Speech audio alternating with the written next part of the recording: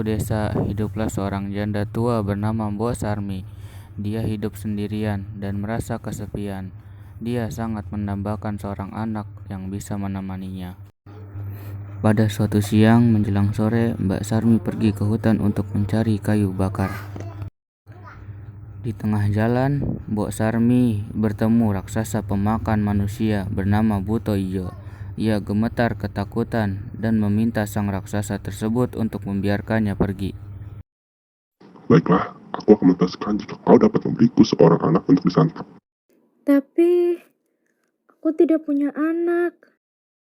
Kalau begitu, ambil saja biji mentimun ini untuk kau tanam. 15 tahun lagi aku akan kembali untuk mengambil anak tersebut. Beberapa minggu berlalu setelah Mbok Sarmi bertemu sang raksasa. Mbok Sarmi terkejut melihat benih mentimun yang dia tanam sudah tumbuh besar dan berwarna emas. Lalu dia membawa mentimun emas tersebut ke dalam rumahnya, lalu membelahnya.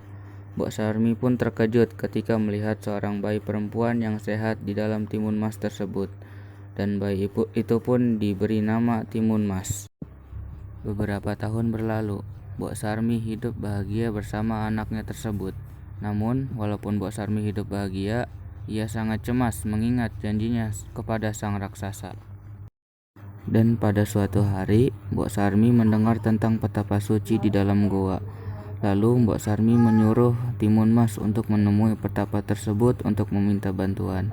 Di sana, Timun Mas diberi sebuah kantung yang berisi 3 buah benih untuk dilemparkan ketika situasi terdesak. Dan benar saja, ketika Timun Mas sudah berusia 15 tahun, sang raksasa tersebut datang untuk menagih janjinya. Lalu Mbok Sarmi pun menyuruh Timun Mas untuk berlari ke dalam hutan dan berlindung. Raksasa yang tidak terima mangsanya kabur pun ikut masuk ke dalam hutan dan mengejar Timun Mas. Saat Timun Mas terdesak, ia mulai melemparkan 1 buah benih di dalam kantungnya. Saat itu, tumbuhlah sebuah akar yang besar dan kuat melilit sang raksasa. Namun, sang raksasa tersebut berhasil melepaskan diri dan lanjut mengejar Timun Mas.